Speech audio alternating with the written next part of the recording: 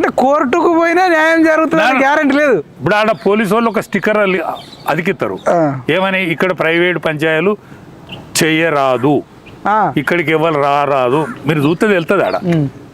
కానీ పోలీసు వాళ్ళ పంచాయతీలు ఆయన దగ్గరనే చేసుకుంటారు. వాళ్ళ గొడవలైనా వాళ్ళ గొడవలు, వాళ్ళ ఆస్తి పంచాయతీలు, వాళ్ళ తగాదాలన్నీ ఆడనే చేసుకుంటారు. వాళ్ళ ట్రాన్స్ఫర్ల విషయాలు, వాళ్ళ సస్పెండ్ విషయాలు A to Z ఆడనే చేసుకుంటారు. ఇప్పుడు మోహన్ బాబు కొడుకుల పంచాయతీ ఎవరు చేశారు? శ్రీశైలం అన్న సినిమా యాక్టర్లు ఆడికే పోతారు పంచాయతీ. అంతేనా? సినిమా యాక్టర్లు ఆడికే పోతారు పంచాయతీ. కానీ ఇప్పుడు మీరేమో ఆయన చాలా మందికి హెల్ప్ చేసినట్టు మీరు అంటారు, కానీ ఎక్కువ మంది ఎక్కడ ఆయన గురించి బయట మనం వినలే. ఇప్పుడు చాలా మంది కళాకారులకు లైఫ్ ఇచ్చిండు అంటారు.